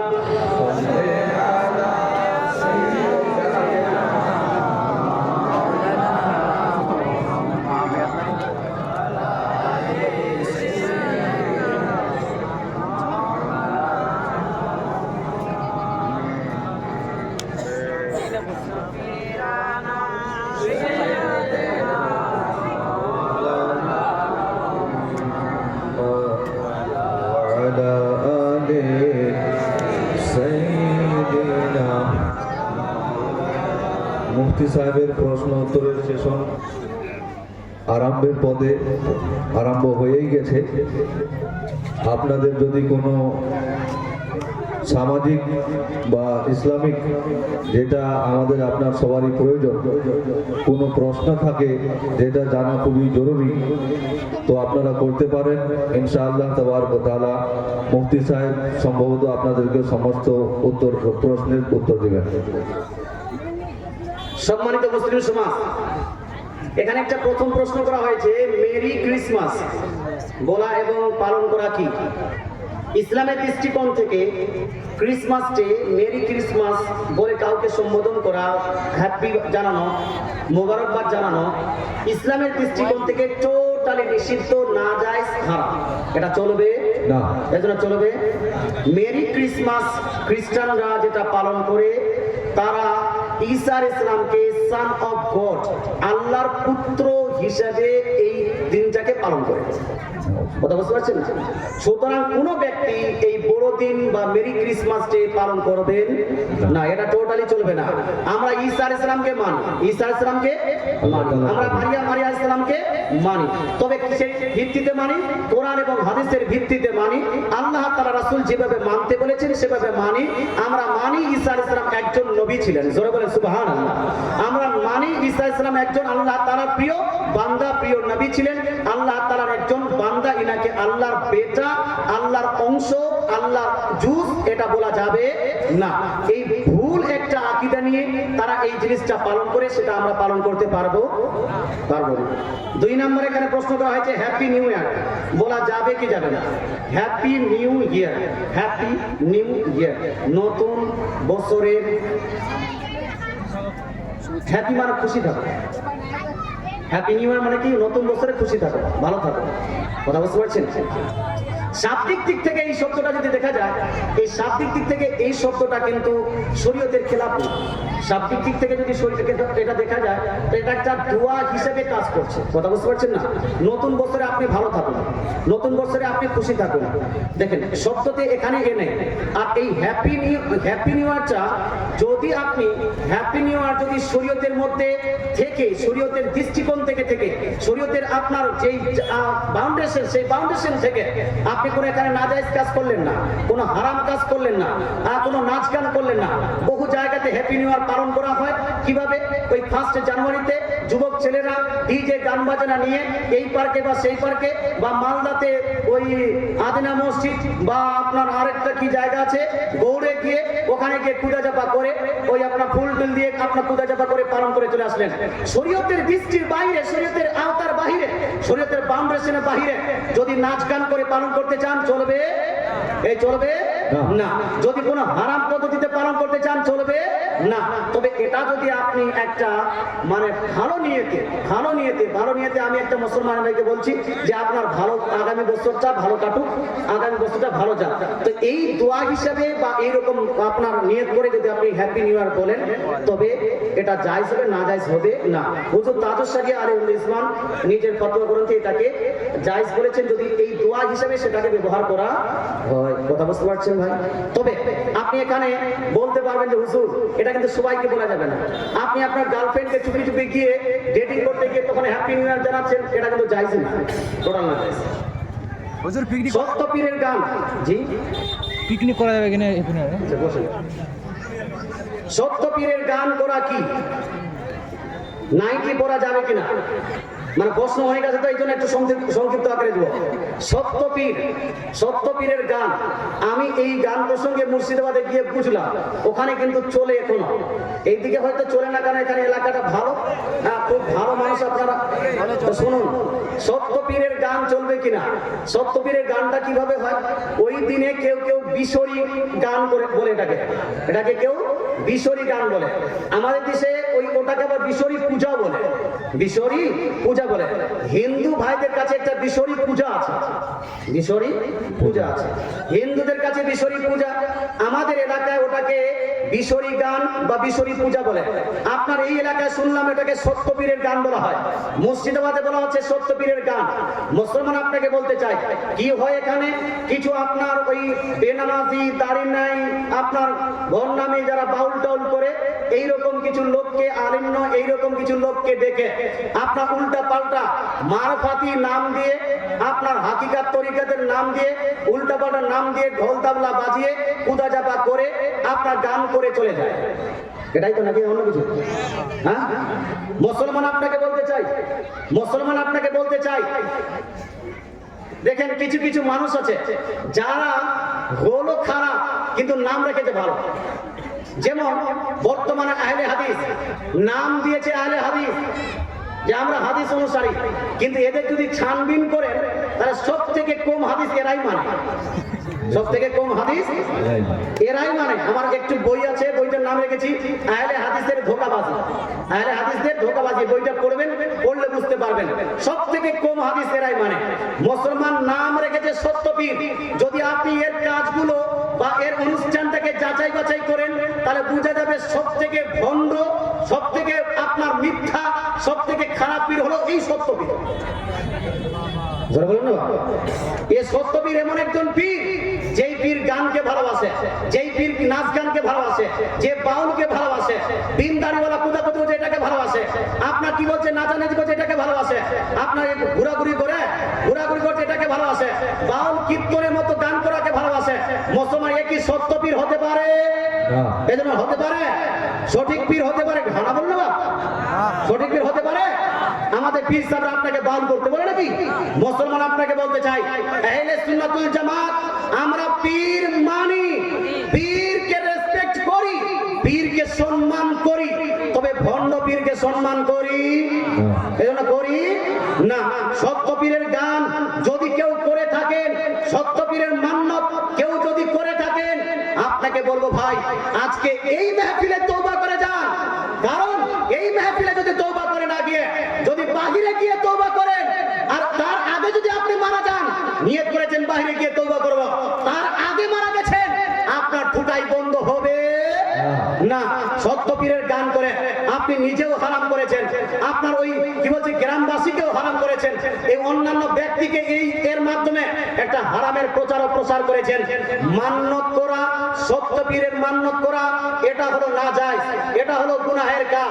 সেই মান্নতটাকে পালন করা, এটা হলো নাজায়েজ, এটা হলো গুনাহের কাজ, এটা হলো হারাম কাজ। সত্য পীরের গানে আপনাদের অংশগ্রহণ করা, এটা হলো নাজায়েজ, এটা হলো গুনাহের কাজ। সুতরাং যতগুলো মানুষ এই সত্য পীরের গানে অংশগ্রহণ করেছেন, এটাকে অনুষ্ঠান করেছেন, এটাকে অনুষ্ঠিত করেছেন, এর মান্যত করেছেন, সবাইকে আল্লাহর দরবারে তওবা করে ভালো পীরের দামান ধরতে হবে। আর এই ভণ্ড সত্য পীরের নামে যে ভণ্ড শয়তান পীর, এই পীরকে বাদ দিতে হবে। নারে তাকবীর, নারে তাকবীর। হযরত আল্লামা মাওলানা বশির আল হাসান সাহেব কিবলা, হযরত আল্লামা মাওলানা বশির আল হাসান সাহেব কিবলা, নারে তাকবীর, নারে রিসালত। আল্লাহুম্মা সাল্লি আলা সাইয়্যিদিনা মাওলানা মুহাম্মদ ওয়া আলা আলি সাইয়্যিদিনা মাওলানা মুহাম্মদ হাবিবানা শাফিআনা সাইয়্যিদিনা وعلى آل سيدنا। এ ভাই, আপনারা কি বুঝতে পারলেন বিষয়গুলো? বুঝতে পেরেছেন? সত্য পীরের গান চলবে কি চলবে না? যারা বলছেন চলবে না, আমরা তওবা করছি আজকের পরে কোন জায়গাতে না তো সত্য পীরের গান হবে, আর না গান হলে ওই জায়গাতে আমরা অংশগ্রহণ করব। এইরকম যারা প্রতিজ্ঞা করছেন তারা একটু হাত তুলে বলুন তো, ইয়া রাসূলুল্লাহ, এ জোরে ইয়া রাসূলুল্লাহ। ইসলামের আলো ঘরে ঘরে জালো, কোরআন হাদিসের আলো ঘরে ঘরে জালো। মাশাআল্লাহ, সুবহানাল্লাহ। চলবে না। হ্যাঁ, যদি আপনার সঠিক পীর আসে, যদি ভালো পীর আসে, পারহেজগার মুত্তাকি পীর আসে। আচ্ছা, সত্য পীরকে কেউ দেখেছেন বা? হ্যাঁ, শয়তানকে সত্য পীর বলছে। হ্যাঁ, আমরা বড় পীর আব্দুল কাদের জিলানী রাদিয়াল্লাহু তাআলাকে মানি, ওর হিস্ট্রি আছে, সবকিছু আছে। সত্য পীরের হিস্ট্রি দেখান তো আমাকে, কোথাও আছে? নাই, এটা বানানো বিষয়। তো ভালো পীর আমরা মানি, খারাপ পীরকে না। আচ্ছা, নাইটি পরা যাবে কিনা? নাইটি এটা পরা জায়েজ আছে যদি আপনার কিছু শর্ত পাওয়া যায়। নাইটি যদি ফুলওয়ালা হয়, ফুল হাতা হয়, যদি কলারওয়ালা হয়, আপনার পুরো আছে, ঢিলদার। নাইটি তো বেশিরভাগ ঢিলদারই থাকে। মুসলমান এই নাইটি যদি পরে, হ্যাঁ, মোটা টাইপের নাইটি, ফুলাতা নাইটি, কলারওয়ালা নাইটি যদি পরে, এটা জায়েজ আছে। বরং যদি আপনি শাড়ির সাথে কম্পারিজন করেন, বর্তমানে চুড়িদারের সঙ্গে কম্পারিজন করেন, বর্তমানে চুড়িদার মহিলারা যত টাইট তত ভালো। বলবো না? ঠিক ঠিক বলবো না? যত টাইট চুড়িদার তত ভালো। মেয়েদের যেটা চুড়িদার, মুসলমান যদি চুড়িদার যদি ঢিলদার হয় তো ওটাও জায়েজ আছে, কিন্তু টাইট ফিটিং চুড়িদার বেশি করছে। মেয়েদের আজকে শাড়ি বিশাল পাতলা শাড়ি, মুসলমান ওই পাতলা শাড়ি, কখনো পেট দেখা যায়, কোনো পিঠ দেখা যায়, কখনো গোড়া দেখা যায়, কখনো আপনার ঘাড় দেখা যায়, আপনার হাত দেখা যাচ্ছে হাফ কাট ব্লাউজ পরছে। এই সমস্ত কাপড় অপেক্ষা একটা নাইটিতে বেশি পর্দা, এই নাইটিটা বেশি ভালো, আপনার মহিলাদের জন্য বেশি জায়েজ হবে। কথা বুঝতে পারছেন না? তবে যদি কোনো বগল কাটা নাইটি পরে, হাফ কাট নাইটি পরে, আর বেয়াদবের মতো চলে, উন্নি নাই আর নাইটি পরে ধপধপ করে চলছে, তাহলে এটা চলবে? এ চলবে? নাইটি পরে নামাজ হবে কিনা? নাইটি পরেও নামাজ পড়া জায়েজ আছে। নাইটি পরে জায়েজ হবে যদি শর্ত, যেটা পর্দার শর্ত আছে, সেই শর্তটা সে বহন করতে পারে। তো নাইটি জায়েজ না না জায়েজ? এজন্য বলেন জায়েজ না জায়েজ? জায়েজও আছে, না জায়েজও আছে। নাইটির কোয়ালিটি দেখতে হবে, নাইটির আপনার নিয়মটা দেখে, ড্রেসটা দেখতে হবে। যদি ড্রেস যদি শরীয়ত বিরোধী হয়, তাহলে নাইটি, ওই নাইটি চলবে না। আর যদি কলারওয়ালা হয়, ফুল হাতা হয়, আপনার মোটা হয়, ঢিলডাল হয়, যে শর্তগুলো একজন মহিলার কাপড়ের মধ্যে দেওয়া হয় যে ইসলাম দিয়েছে, সেই শর্তগুলো পাওয়া যায়, তাহলে নাইটি পরা জায়েজ আছে, জায়েজ আছে, জায়েজ আছে। একজন প্রশ্ন করেছেন, বাড়িতে সত্য পীরের গান করা যাবে কিনা? এই মুসলমান বাড়িতে কেন, বাড়িতেও যাবে না, খাড়িতেও যাবে না, খৈলানেও যাবে না, জালসাতেও যাবে না। সত্য পীরের গান যেটা আমাদের সত্য পীর নামে পরিচিত, সেই সত্য পীরের গান করা যাবে না। কোনটা পীরের গান করা যাবে? গান মানে হলো, গান মানে হলো কোনো গান মানে হলো নাচকেও কোনো সময় গান বলা হয়, গান বলা হয় না? হ্যাঁ, নাচকেও গান বলা হয়, গজলকেও গান বলা হয়। যদি হুজুর আব্দুল কাদের জিলানী রাদিয়াল্লাহু তাআলা আনহু, হুজুর খাজা করিম নওয়াজ রাদিয়াল্লাহু তাআলা আনহু নামে যদি কোনো গজল বা মানকাবাত পড়েন, এটা জায়েজ আছে। এটা কি জায়েজ না না জায়েজ? এটা জায়েজ। কিন্তু যেই সিস্টেমে সত্য পীরের গান হয়, যেটা আমি জানি বা যেটা আপনারা জানেন, সেটা চলবে না, বাড়িতে সেখানে কোথাও চলবে না। মাদ্রাসার টাকা দিয়ে মসজিদের কাজ করা যাবে কিনা? না, মাদ্রাসার টাকা মাদ্রাসা যাবে, মসজিদের টাকা মসজিদে যাবে। হ্যাঁ, এটা অন্য করা যাবে না। ঝগড়া সমাধানের জন্য যে মুসলিম ব্যক্তি ঘুষ নিয়ে সমাধান করে, তার সম্পর্কে শরীয়তের বিধান কি? তার বাড়িতে ফাতিহা মিলাদ করা যাবে কিনা?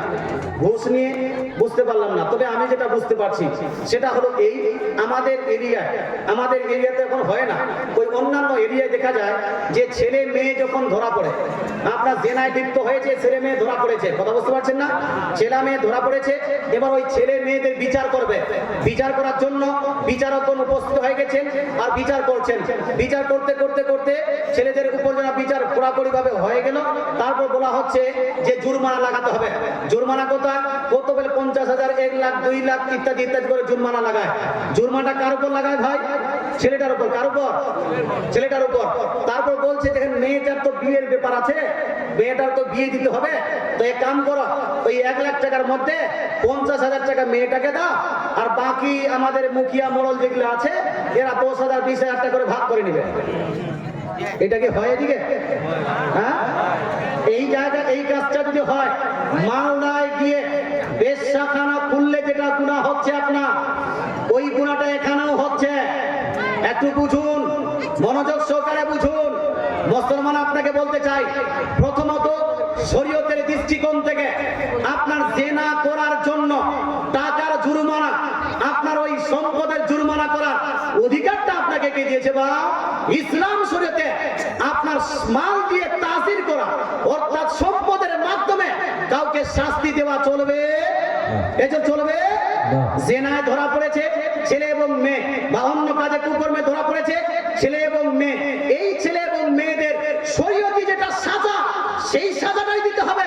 সেই সাজা যদি না দিতে পারেন, তাহলে ওলামায়ে কেরামের কাছে জানবেন, হুজুর আমরা সেই সাজাটা যেটা ইসলাম নির্ধারণ করেছে সেটা দিতে পারছি না, এবার এর পরিবর্তে কি সাজা আছে?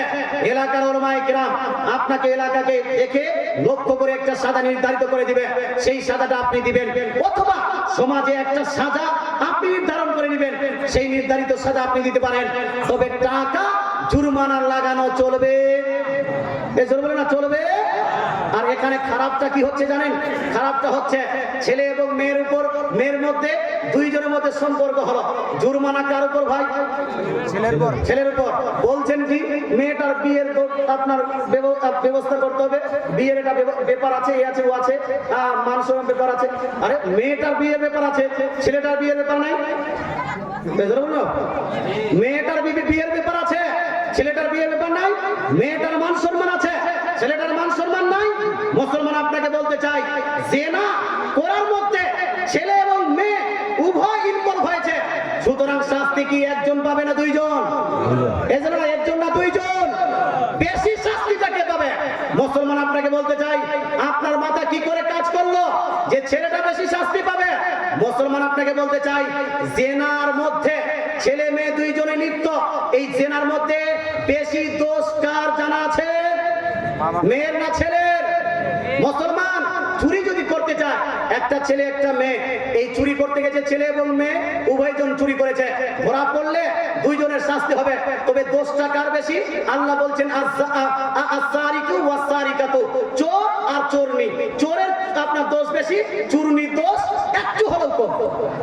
একটি হলো কম।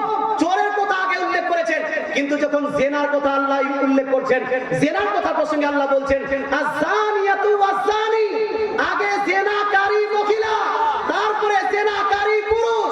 এখানে দোষ বেশি মহিলা। মহিলা যদি শুধরে যায়, গোটা দুনিয়ার ছেলেরা শুধরে যাবে কি যাবে না? বেশক বেশক, সুবহানাল্লাহ সুবহানাল্লাহ, মাশাআল্লাহ। যদি শুধরে যায়, গোটা দুনিয়ার যুবক শুধরে যাবে। মেয়েরা যদি ঠিকভাবে পর্দা করে, গোটা দুনিয়ার মুসলমান যুবকরা শুধরে যাবে। দোষ এখানে বেশি মেয়েদের, শাস্তি ছেলেরা বেশি করবে। সুবহানাল্লাহ সুবহানাল্লাহ। কথা বুঝতে পারছেন না? আরে মাধ্যমিক উচ্চ মাধ্যমিক বিএ পাস করে, আপনি এমএ পাস করে, আপনি মুখিয়া মোড়ল হতে পারেন, আপনার ওই প্রধান আর ওই এমপি হতে পারেন, তবে শরীয়তের দৃষ্টিকোণ থেকে আপনি বিচার করতে পারবেন। বিচার করবে কে? এই আলিম ওলামা করবে না মুখিয়া মোড়লমা? আলিম ওলামা। কে করবে? শরীয়তের বিচার করবে আলিম ওলামা। সুতরাং ভাই, একটু আপনাকে জেনে নেওয়া উচিত ছিল যে এই টাকাটা যে জরিমানা লাগাচ্ছি, এই টাকাটা আমাদের জরিমানা লাগানো জায়েজ না না জায়েজ? এই টাকা জরিমানা লাগানো চলবে না। কোন নেতা, কোন মুখিয়া, কোন মোড়ল, কোন সেক্রেটারি, কোন সভাপতি, কোন ক্যাশিয়ার যদি এই টাকা খেয়ে থাকে, অতি সত্বর তাকে তওবা করতে হবে।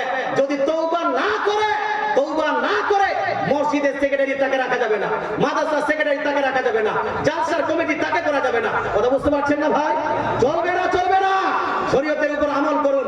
খবরদার হুঁশিয়ার, আপনি জেনার টাকা খান। জেনার টাকা মানে হলো বেশ্যাগিরি করে খাওয়া। কথা বুঝতে পারছেন না? জেনার টাকা মানে হলো বেশ্যাগিরি করে খাওয়া। সম্মানিত শ্রোতা, এইটা চলবে, এই চলবে। কথা বুঝতে পেরেছেন? মুসলমান, এখানে ওলামায়ে কেরাম উপস্থিত হয়ে গেছেন। আমি আর বেশি বাড়াচ্ছি না ভাই, আমাদের ওলামায়ে কেরাম উপস্থিত হয়ে গেছে। বেশি কোন আলোচনা করলে এটা আমাদের হুজুর সাহেব আছেন, আমাদের পরের আচ্ছা, এখানে লক্ষ্মী ভান্ডার নেওয়া যাবে কিনা? লক্ষ্মী ভান্ডার নামটা ভুল, নামটা ভুল। কথা বুঝতে পারছেন না? নামটা দিয়েছে মমতা, তবে যে টাকাটা সেটা তো আমাদেরই। টাকা এই জোরবুল টাকা ওই মমতা নিজের বাড়ি থেকে টাকা দিচ্ছে নাকি? টাকাটা আমাদের। নামটা দিয়েছে, নামটার জন্য আমরা তার বিপক্ষে মিছিল করতে পারি, নামটার বিপক্ষে আমরা সম্মেলন করতে পারি, তবে টাকাটাকে আমরা নিব, যাই যাচ্ছে টাকাটা না যাই। কথা বুঝতে পারছেন? ঠিক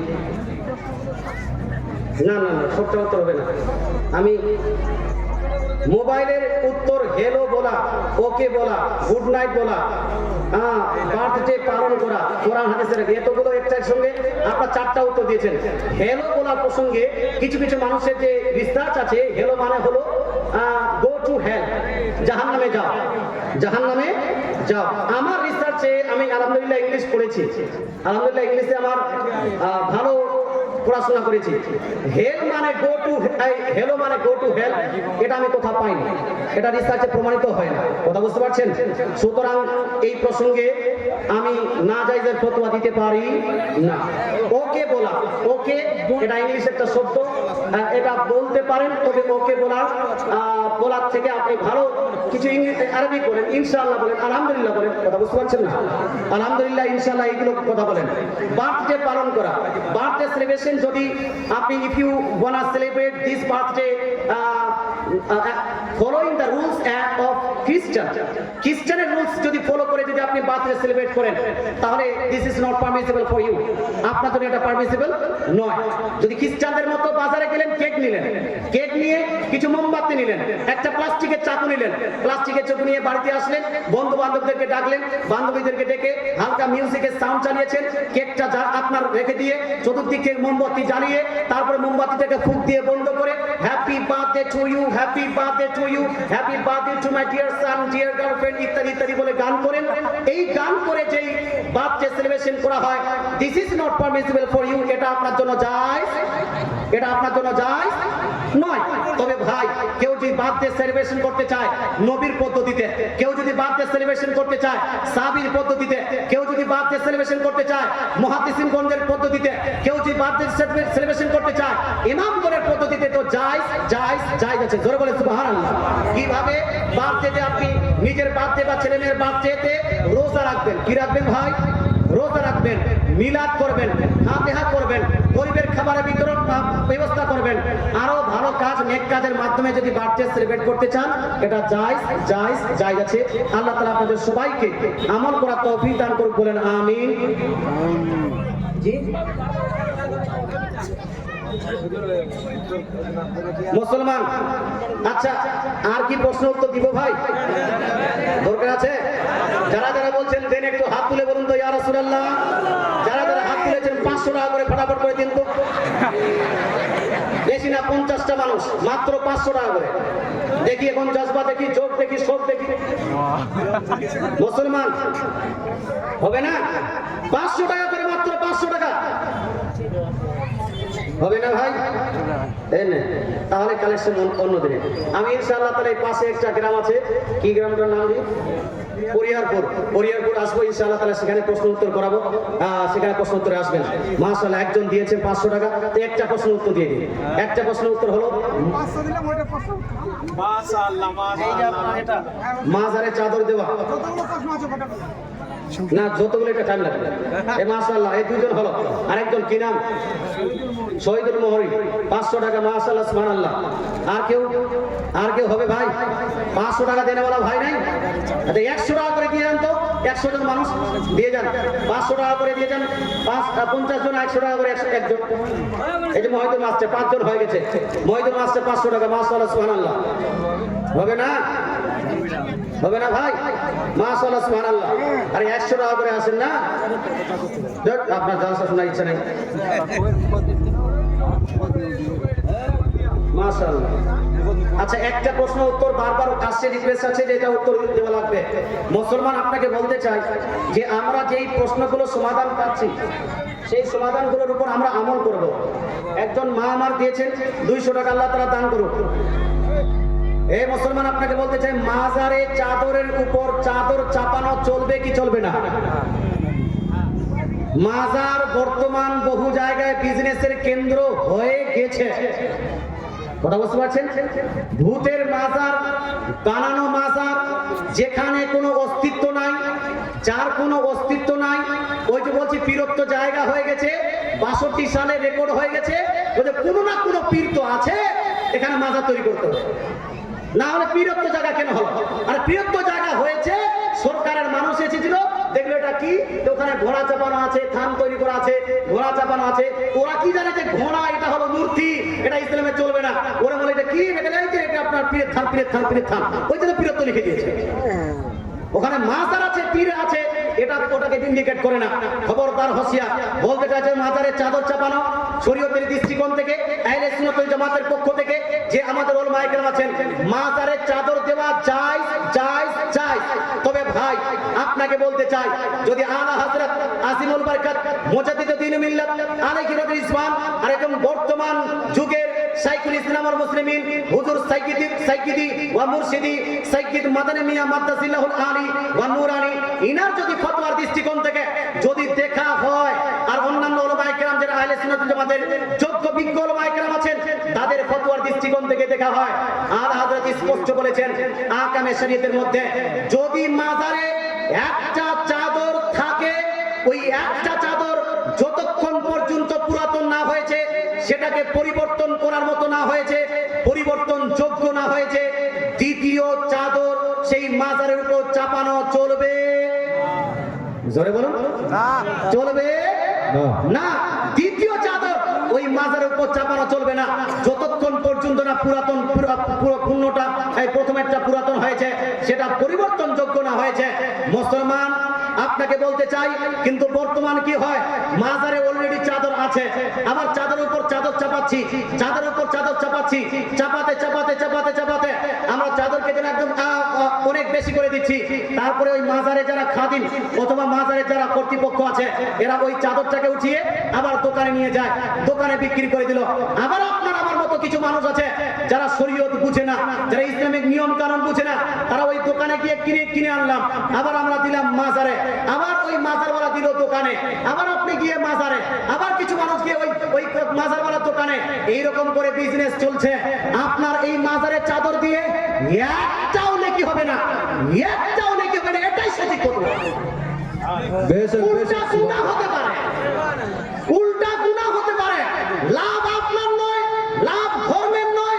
সব ইসলামে নয়, না হলো দুইজনের। কার কার?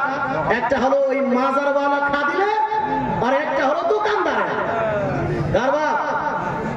মাজারওয়ালা খাদিমে আর দোকানদারের। মুসলমান খবরদার, হুঁশিয়ার, চাদর একটাই থাকবে। অনেকগুলো মাইকের এটাকে সাপোর্ট করে চলে আছে, না না আমি সাপোর্ট করি না। হ্যাঁ, তবে যেখানে যদি এমন মাজার হয় যে মাজারের সম্পূর্ণ টাকা কোন ইতিমখানা চলছে, কোন আপনার ওই কি বলছে মাদ্রাসা চলছে, সেখানে ব্যাপারটা আলাদা। কিন্তু বর্তমান 99% মাজার এই কাজ করে না, বরং খাদিমেরা, ভণ্ড খাদিমেরা, বহু জায়গায় বেনামাজি খাদিম, গাঁজাখোর খাদিম আছে। এই বেনামাজি গাঁজাখোর খাদিমেরা আমি দেখেছি ভাই, আমি ঘুরেছি অনেক মাজারে। মুসলমান নামাজের টাইম হয়, যারা মাজারে জিয়ারত করতে যায় এরা নামাজ পড়তে যায়, কিন্তু খাদিমরা নামাজ পড়তে যায় না। বহু জায়গায় বলেছে ওরা টাকা দিয়ে নামাজ পড়তে যাবে, টাকা ছুড়ে যাবে, নামাজ পড়তে গেলে টাকা ছুড়ে যাবে। এদের ইনকাম করার জন্য এই আপনার বাহানা চলছে। বহু জায়গাতে মাজারগুলোকে অকশনে নেওয়া হচ্ছে, হাত করে নেওয়া হচ্ছে, ডাক করে নেওয়া হচ্ছে। মাজার ডাক করার জায়গা, মাজার হাত করার জায়গা, আরে বিজনেস করার জায়গা পেলে না গোটা দুনিয়াকে বিজনেস বানিয়ে দিয়ে এখন পীরদেরকে বিজনেস বানিয়ে দিয়েছে, ওলিদেরকে বিজনেস বানিয়ে দিয়েছে। আপনারা কি বলছেন? মাজারকে বিজনেস বানিয়ে দিয়েছে।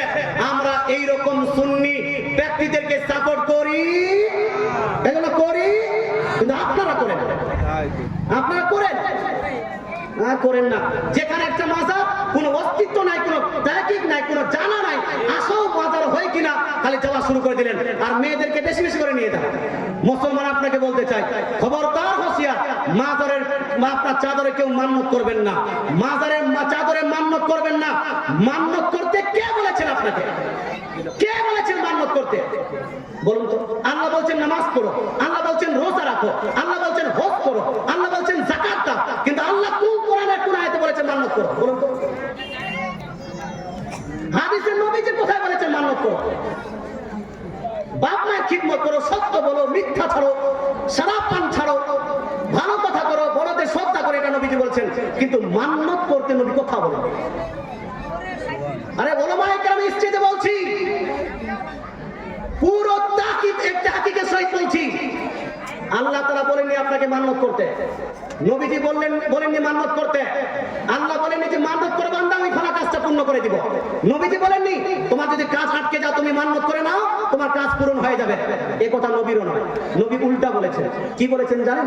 হাদিসের মধ্যে সহিহ মুসলিম শরীফ উঠান 10খানা হাদিস কন্টিনিউ বয়ান করা হয়েছে, যেখানে নবীজি বলছেন লা তানসুরু লা তানসুরু লা তানসুরু লা তানসুরু ফা ইন্নান নাসরা লা ইয়াকুনি মিনাল কাদরি শাইয়া।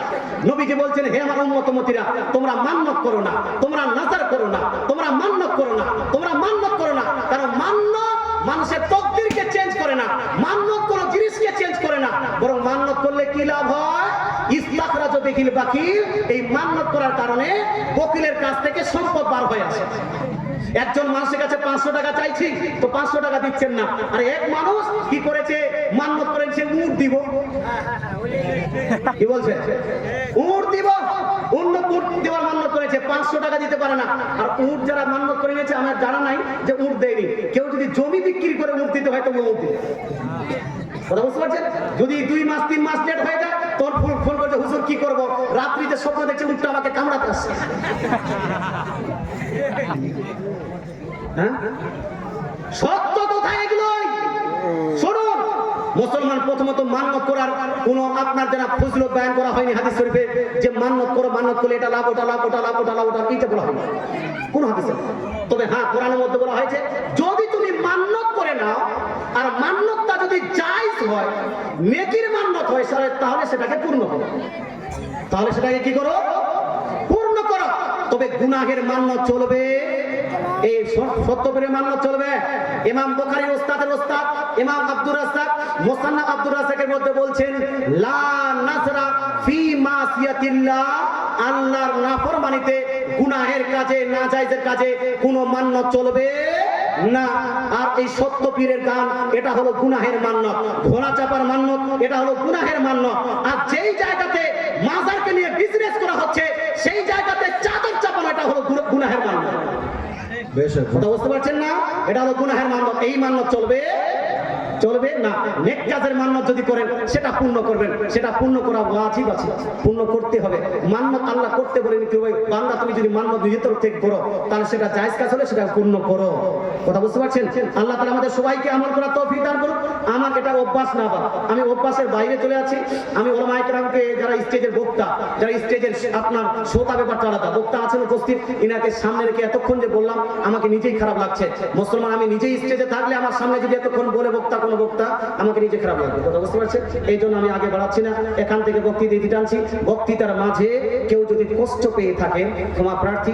আর কোরআন হাদিসের মধ্যে যদি কোনো রকম আমি ত্রুটি করে থাকি তাহলে তওবা করতেছি। আস্তাগফিরুল্লাহ রাব্বি মিন কুল্লি জামবি ওয়া আতুবু ইলাইহি। আস্তাগফিরুল্লাহ রাব্বি মিন কুল্লি জামবি ওয়া আতুবু ইলাইহি। কত? 10,000?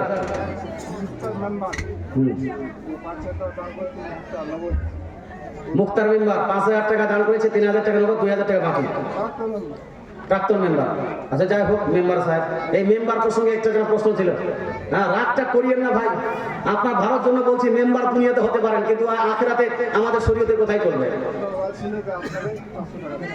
আমাকে এটা মাশাআল্লাহ, সুবহানাল্লাহ, জাযাকাল্লাহ। তো ভাই আপনাকে বলতে চাই বক্তৃতা এখানে শেষ। ওয়ামা আলাইনা ইল্লাল বালাগ। ভালো থাকুন, সুস্থ থাকুন। আসসালামু আলাইকুম ওয়া রাহমাতুল্লাহি ওয়া বারাকাতুহু। আল্লাহুম্মা সাল্লি আলা সাইয়্যিদিনা মাওলানা মুহাম্মদ আয়াতা মা ফি মিল্লাহি সালাতান দাইমা দাবুল কিল্লা। রব্বানা তাকাব্বাল মিন্না ইন্নাকা আনতাস সামিউল আলিম ওয়া তুব আলাইনা ইন্নাকা আনতাত তাওয়াবুর রহিম। ওয়া সাল্লাল্লাহু তাআলা আলা খায়রি খালকিহি মুহাম্মাদিন ওয়া আলিহি ওয়া আসহাবিহি আজমাইন বিরহমাতিকা ইয়া আরহামার রাহিমিন বিহাক্কি লা ইলাহা ইল্লাল্লাহু মুহাম্মাদুর রাসূলুল্লাহ সাল্লাল্লাহু তাআলা আলাইহি ওয়া আলিহি ওয়া সাহবিহি ওয়া সাল্লাম।